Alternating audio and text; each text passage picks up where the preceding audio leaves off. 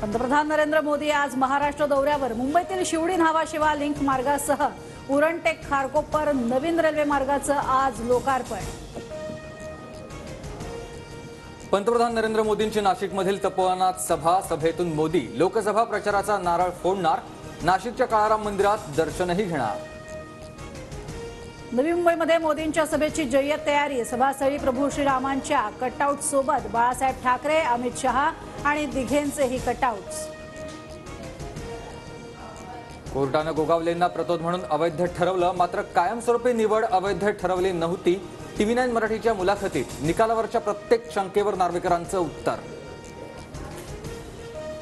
निकाल दिल्लीहून लिहून आल्यामुळेच वाचनावेळी नार्वेकर अडखळले, विरोधकांचा आरोप। 200 पानांचा निकाल वाचताना कुणीही अडखळणारच, त्यात नवीन काय?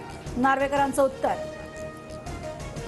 शिवसेना पक्ष शिंदेंना दिल्यानंतर सोशल मीडियातून राहुल नार्वेकरांना ट्रोल करण्याचा प्रयत्न, तर कुछ तो लोग कहेंगे पण माझा निकाल कायद्यानुसारच, नार्वेकरांचं ट्रोलर्सना उत्तर।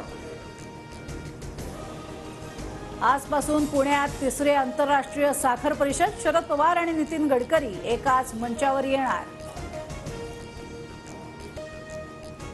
सारथी बार्टी आणि महाज्योती परीक्षेची पुणे विद्यापीठाकडून दखल। 10 जानेवारीला घेण्यात आलेल्या परीक्षेचे पेपर तपासले जाणार नाहीत।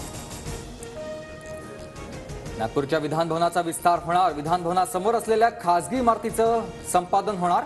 पुरवणी मागण्यांमध्ये संपादनासाठी 67 कोटींच्या निधीला मान्यता। केंद्रीय मंत्री ज्योतिरादित्य शिंदे आज कोल्हापूर दौऱ्यावर, विस्तारित विमानतळ इमारतीची पाहणी करणार। डोंबिवलीमध्ये सकाळी 9 ते रात्री 9 वाजेपर्यंत पाणी पुरवठा बंद राहणार। जलवाहिनीच्या दुरुस्तीच्या कामासाठी निर्णय।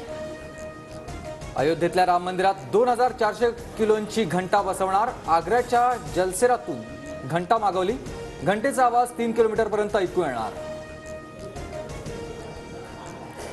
राज्यात कोरोनाच्या 144 नव्या रुग्णांची नोंद। राज्यातील कोरोना बाधितांची संख्या 824 वर।